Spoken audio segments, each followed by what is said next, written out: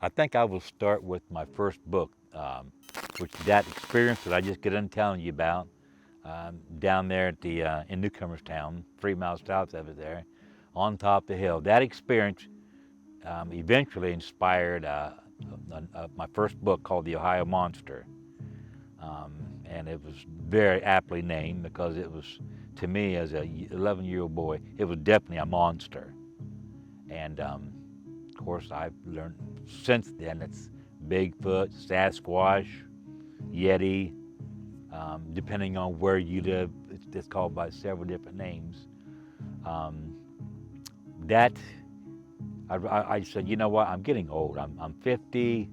At that time, I was like 58. I don't want to take these stories to the grave with me.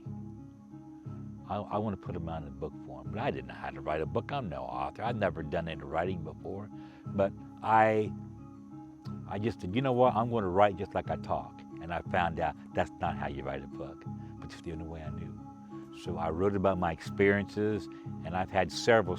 I had the two sightings when I was 11 and when I was 25, and I had other encounters with various howls and knocks and screams that one time it barricaded me in a house. I was afraid to go outside. I literally was afraid to go outside, and and that sighting I actually called the police because it sounded to me like a woman was getting murdered.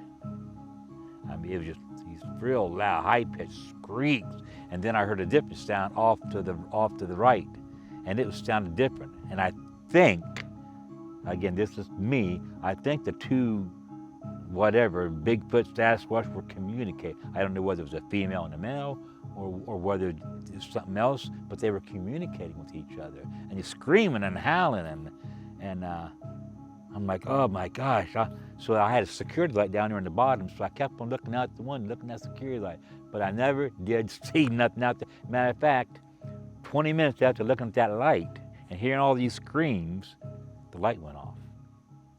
Now, the light out there rarely ever went off. It only went off one other time besides that. But this time it went off. And when it went off, complete silence for about 5 minutes. It was so silent that if I'd have dropped the pen on the carpet in my house, I would have heard it. It was just eerie silence. And then,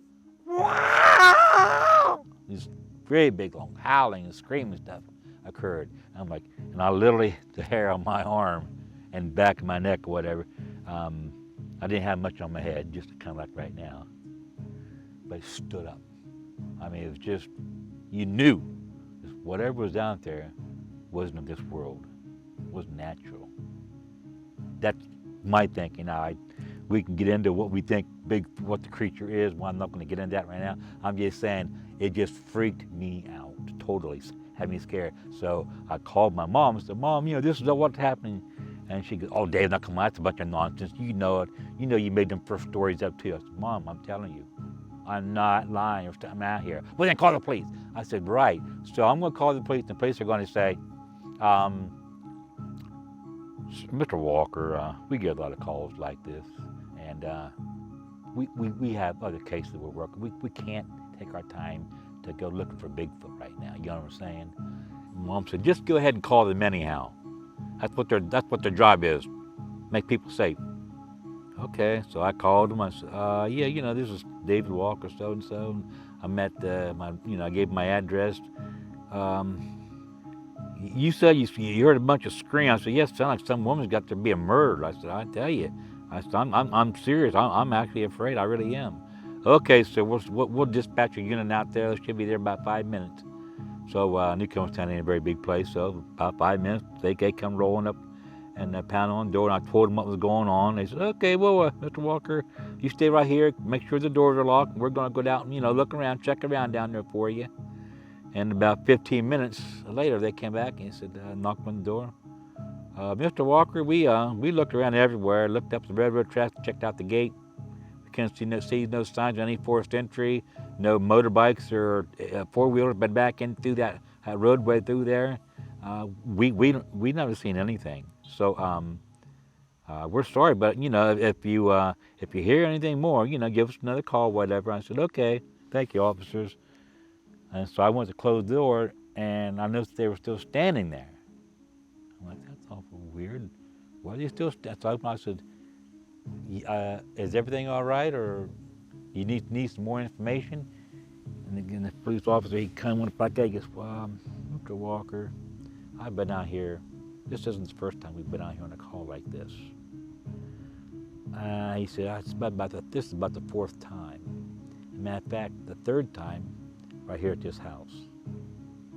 So he said, I'm going to advise you, just between you and me, if you got some other place to move to, I would move. Because we've heard a lot of, calls and screams and howls, just like what you're talking about, that have occurred out here. But I'd be moving. That's just me. Now, you can do what you want to. I'm not telling you have to move. Okay? I said, okay, sir, I appreciate you saying that. I said, at least I know you believe me. He goes, oh yeah, I believe you. He said, I had a relative that lived out here. He said, I believe you. And that's all he said. He never said what their story was, and I said, okay, thank you. 2 weeks later, I was moving from that place. But anyhow, getting back to the reason that that's the reason why, like I said, I wrote my first book. I wanted to make sure that my story was on record, because if you ever lived in the Atlanta area, you know that anything can happen at any time. And the roadway that I was driving on was a 285. 285 would make a circle around Atlanta. And I nearly met my maker one time on that road. And it was shortly after that I decided to write the book. And just real quickly, I was driving on 285 going to my work, and as I went around this curve, up ahead of me, I seen a pair of headlights looking back at me. Cars don't come that way on that road. And it's about like maybe 300 yards at that time, but I'm driving 70 miles an hour. And I got a cement barrier on my left hand, and there was someone on my right hand. I drove right up to this car, and I'm like, I got to move now. And as I went to move, this car was on the other side. I couldn't go anywhere. Within 3 seconds, I'm going to be hitting this car. 2, 1, and that car had just moved up just enough to where I went, and I just heard this voice say, now. And I whipped that thing, and I just missed that car. And I literally had to go up and pull off the next exit, and I just sat, and I literally quivered, because I could have, not only would I have been killed, the people, whoever was sitting in that car with their headlights on would have been killed too. So needless to say, anything can happen in that area. And so I took the time. I was living with someone at that time, and they helped me. They had wrote a book before, and so they said, hey, you got to get your story in a book, man. You got to get it in there. And they showed me their book, and they started explaining how to write a book and stuff. I said, oh, okay. So I said, well, if you'll help me, I'll go ahead and write some stories down. So that's how my first book, The Ohio Monster, got into being. And there's a Bigfoot museum just happened to be in Cherry Hill, Georgia. Cherry Hill or Cherry Log, Georgia. Stop you there just till this train stops. Yeah. It's really loud. Cherry Log.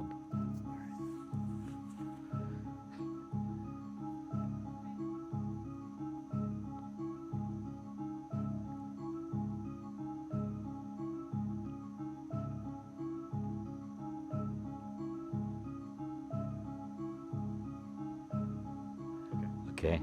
And the guy that was the owner of the museum named David Bacara, I can still remember his name. Start that up again with telling me about the Bigfoot Museum. Yeah, and there was, as I was writing the book and everything, I found out that there was a Bigfoot museum in Cherry Log, Georgia. The owner's name was a really super nice guy, about the one nice guy you ever want to meet. His name was David Bacara. And I went in there, and I kind of struck up a conversation with him, and he said, well, what's your story? And so I told him. Him and this other lady stood there with fascination listening to me. He said, man, that is awesome. He said, you're going to write a book about it? I said, yeah, I'm fixing to write a book about that. He said, well, tell you what, when you get it done, come back here, and we'll hold a book signing right here in the Bigfoot Museum for you. He said, I guarantee you, you're going to sell a lot of books. I said, oh, you do that for me? I said, you don't hardly even know me. He goes, hey, All I can do is, he said, I can look in somebody and I can tell whether they're telling me the truth or not. He said, I know you're telling me the truth. So he said, I want to see that book, okay? So long story short, after I wrote the book, I got a hold of David and I said, David, would you mind writing a foreword? If you're the first one to read the book, he said, he said, I am so privileged you asked me. He said, I sure would. He read the book and he gave me a call on the phone. He said, man, Nat, you did this? He said, have you never wrote a book before? I go, no. He goes, dude. He goes, I couldn't put it down. He goes, that's how good it was. He said, I'll be more than glad to write a foreword for you. So he wrote a foreword for me, and it was awesome foreword. And it's in my book, The Ohio Monster. That's how the first book came into being.